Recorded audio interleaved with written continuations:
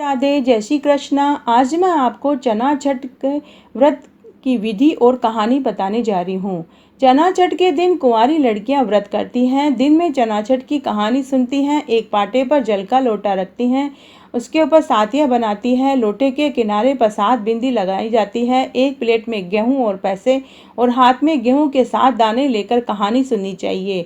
कहानी सुनने के बाद लोटे का पानी और गेहूँ के दाने रख लिए जाते हैं और शाम को चंद्रमा को अर्घ दिया जाता है। गेहूं और पैसे ब्राह्मणी को दे देने चाहिए।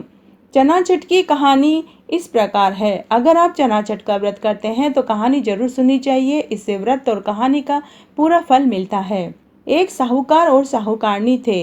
मरने के बाद साहूकार बैल की योनि में गया और साहूकारनी कुतिया की योनि में चली गई। दोनों अपने लड़के के घर ही रहने लगे। बैल सारे दिन रात काम करता था और कुतिया घर की रखवाली करती थी। एक दिन उसके पिता का श्राद्ध आया, तब उसने खीर बनाई। वह तो दूसरे काम में लग गई, तभी वहां एक चील आई और खीर में सांप डाल दिया। यह सब कुतिया देख रही थी। उसने सोचा कि ब्राह्मण अगर खीर खाएंगे तो वो मर जाएंगे और इसका श्राप बहू बेटों को लगेगा। जब बहू कमरे में से आई तो कुतिया ने खीर में मुंह डाल दिया। तब बहू ने कुतिया को जलती लकड़ी से खूब मारा। बाद बहू ने दूसरी खीर बनाकर ब्राह्मणों को जिमाया। रात को बैल और कुतिया आपस में बातें कर रहे थे। कुतिया बोली, आज तो तुम्हारा श्राद्ध था, तुम्हें तो बहुत अच्छा खाना मिला होगा, लेकिन मुझे तो खाना भी नहीं मिला और मुझे खूब मार भी पड़ी। और उसने बैल को पूरी बात बताई। बैल ने पूछा कि तुम्हें क्यों मार पड़ी। तब कुतिया ने बताया कि खीर में एक चील मरा हुआ सांप डाल गई थी, तो मैंने खीर में मुंह डाल दिया और बहू ने मुझे देख लिया और वह मुझे जलती हुई लकड़ी से खूब मारी और मुझे खाने को भी कुछ नहीं दिया। उधर बेटा बहू ये सारी बातें सुन रहे थे।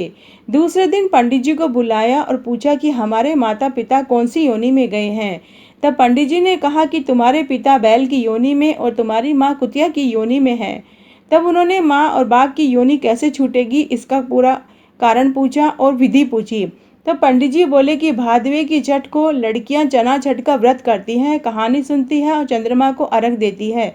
कहानी सुनकर जब वह चांद को जल देवें तब उस जल के नीचे उन्हें खड़ा कर दें तो वे इस योनि से छूट जाएंगे। तब घर में जो कुंवारे थी लड़कियां थी उन्होंने चना छठ का व्रत रखा, कहानी सुनी और शाम को चंद्रमा का अर्घ देने के लिए जब वह पानी से अर्घ दे रही थी तो उस पानी के नीचे बैल और कुतिया को खड़ा कर दिया गया, जिससे उनकी वो योनि से छूट गए और उन्हें मोक्ष प्राप्त हुआ।